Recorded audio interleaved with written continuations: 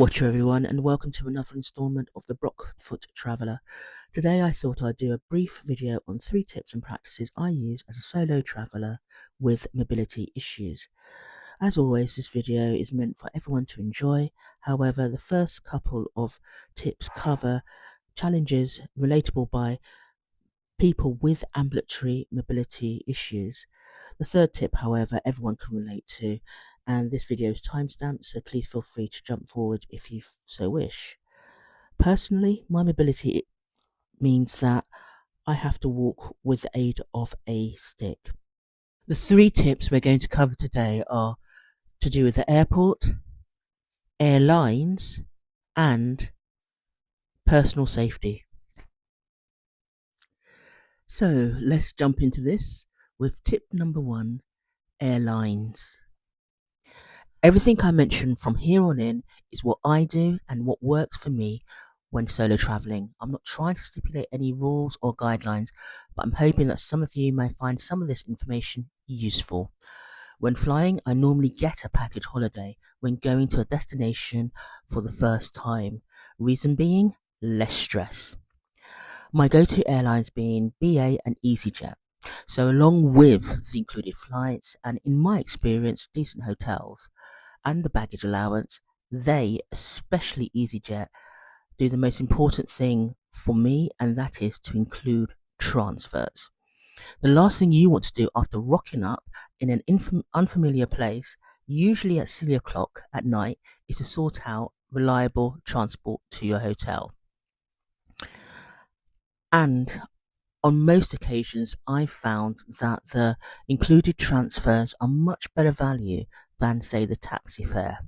Another point about package holidays is it usually means that once you've checked in at the airport and all your details are correct, it should follow that your transfers and hotel reservations are also in order, which means that you're less likely to have any nasty surprises when arriving at your hotel, meaning that your name could not be on the reservation list or something horrid like that. Packages are also really good in giving you peace of mind that you know at least one person is a point of contact at your destination. Another tip regarding airlines is that they have a dedicated line for assisted travel. Now, these are great. I always call them as soon as I've booked. The advantage being is that your ticket is flagged from the get-go as special assistance, meaning you don't have to contact the airport separately. Also, they will allocate you a seat on the plane. I think this is due to safety reasons. You can update your airline at any time regarding special assistance within reason. And another advantage of having special assistance is if you have a lot of medication or a medical device, they will accommodate that in your carry-on luggage allowance. But it's really important that you let them know ahead of time, preferably at the time of booking. So the main tip I have is remembering when you speak to the special assistance representative that you ask specifically for the stuff we've mentioned, i.e. seating and special medical luggage allowance, as I've noticed that not all representatives are as forthcoming with the information as others. Airports. I generally fly out of Gatwick as Heathrow is just too big for me. I always aim to arrive at least a couple of hours before time. Now, Gatwick has 2 terminals, north and south. Both terminals are served by stops for all the major coach companies. Both have car parks which have blue badge parking. Although it's on a first come first served basis, don't worry if you can't find a parking space in the blue badge car parking, as I've never had any major problems finding a parking spot in the main car park. And the area is really well laid out as there's a shuttle bus stop never too far from where you've parked your car. The shuttle bus journey from the car park to the terminus is usually about 7 minutes. I have to mention a caveat here. I always use the official car park for Gatwick, which I pre-book. I do this after hearing too many horror stories about third-party car parking. Also, the official car parks are much closer. I always stay in the long term car parks as a short term. Their parking fees are just too expensive. Gatwick has a railway station incorporated into the airport that serves the South Terminal. There's a shuttle thing that travels between the North and South Terminal, which I believe is still free. The thing to note is that the shuttle bus stop for the North Terminal is a long way from departures and it's a long walk. This is something I've struggled with in the past, leaving me exhausted by the time I actually get to the terminal. So, on occasions, I have asked the driver of the shuttle bus if they could let me off at the arrivals bus stop, which is much closer to the entrance for departures. On arrival to the terminal, if you haven't got any baggage to check in, go straight to the departures floor and head for the assisted travel desk. The assisted travel desk used to accept walk ins. I don't know if they still do, and I personally wouldn't risk it. This is where my holiday starts because of the wheelchair or buggy they provide, operated by the special assistant. You don't have to worry about walking miles to your gate and struggling with your heavy backpack. There's also a dedicated security lane for the assisted traveller, which means that you generally get through security quicker. And if there is a line, you're fine because you're sitting down in the wheelchair. Once through security, the special assistant will wheel you to your gate and dependent on capacity to your lounge if you've booked it. At the lounge, they will leave you there and take the wheelchair. However, they will return once your gate is open and get you there and get you checked in. Depending on the gate, if there's an air bridge, the special assistant usually wheels you to the door of the airplane. If it's a plane that is accessed by stairs, then the special assistant will take you to the lift, which is provided for you to board the plane. It never ceases to amaze me the number of mobility impaired travellers who don't utilise this service and arrive on the airplane battered and exhausted.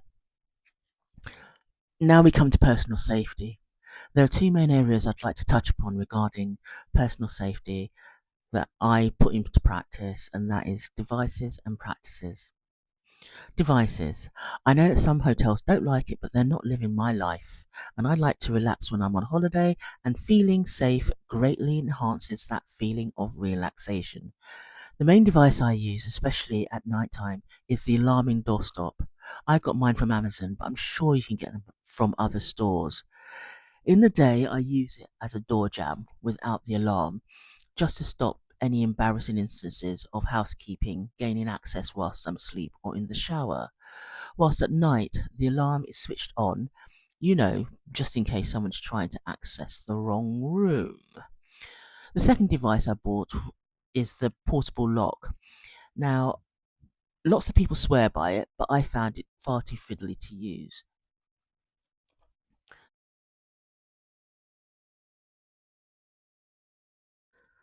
We now come on to practices that I do when solo travelling.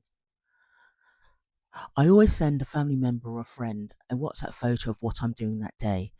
If I'm out sightseeing, they'll get pictures of the local attractions. If I've got a hotel day, then they'll get pictures of the balcony or the pool or whatever food I'm scoffing my face with that day.